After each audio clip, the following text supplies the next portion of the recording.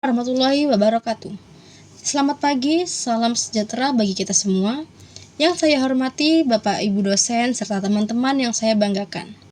Puji dan syukur kita panjatkan kehadiratnya kepada Tuhan Yang Maha Esa karena atas rahmat dan karunia-Nya kita dapat berkumpul dalam keadaan sehat pada hari ini. Sebelum saya memulai materi pada hari ini, saya ingin bertanya dulu kepada teman-teman. Ada yang sudah pernah mendengar istilah FOMO belum sih? Aku tahu, Kak. Nah, kalau sudah ada yang mengetahuinya, tahu nggak FOMO itu apa? Betul sekali.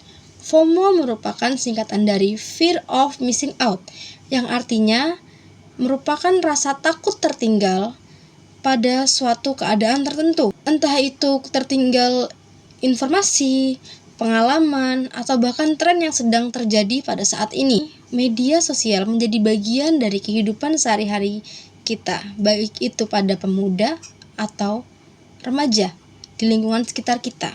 Hampir setiap hari kita membuka media sosial untuk mencari hiburan dan juga informasi.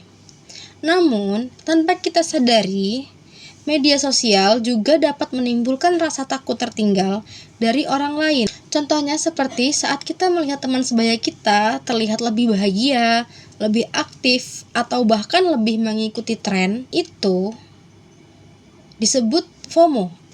Pada kesempatan kali ini, saya akan menjelaskan materi tentang FOMO dan tekanan sosial di media sosial.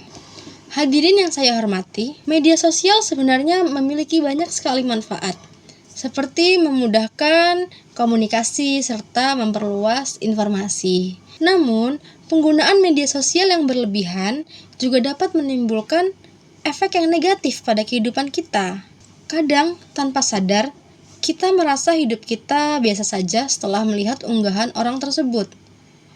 Bahkan kita bisa menjadi lebih aktif mengikuti kehidupan orang lain daripada fokus pada kehidupan masing-masing atau fokus pada perkembangan diri kita sendiri. FOMO merupakan rasa takut tertinggal informasi di media sosial yang dapat mempengaruhi rasa kepercayaan diri. Semakin tinggi rasa FOMO-nya, maka semakin rendah juga tingkat kepercayaan dirinya. FOMO ditandai dengan kecemasan ketika tidak membuka media sosial. Adanya dorongan untuk mengikuti tren, serta kebiasaan membandingkan dirinya sendiri dengan orang lain. Jika hal ini terus kita biarkan, maka ini dapat mempengaruhi kesehatan mental. 2. Menurunkan fokus belajar kita. 3. Dapat membuat seseorang sulit untuk mengatur waktunya. Adanya keterikatan antara hubungan FOMO dan kecanduan media sosial, yang artinya semakin tinggi rasa takut tertinggal itu, maka semakin tinggi pula tingkat kecenderungan seseorang untuk terus membuka media sosial secara berlebihan.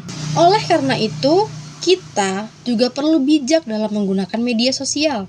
Jangan sampai media sosial membuat kita menjadi kehilangan rasa percaya diri dan terlalu bergantung pada penilaian orang lain. Fokus pada hidup masing-masing teman-teman, dan bahkan memahami bahwa setiap orang memiliki proses kehidupannya masing-masing atau yang berbeda. Teman yang saya banggakan, FOMO merupakan fenomena yang wajar terjadi pada era digital saat ini.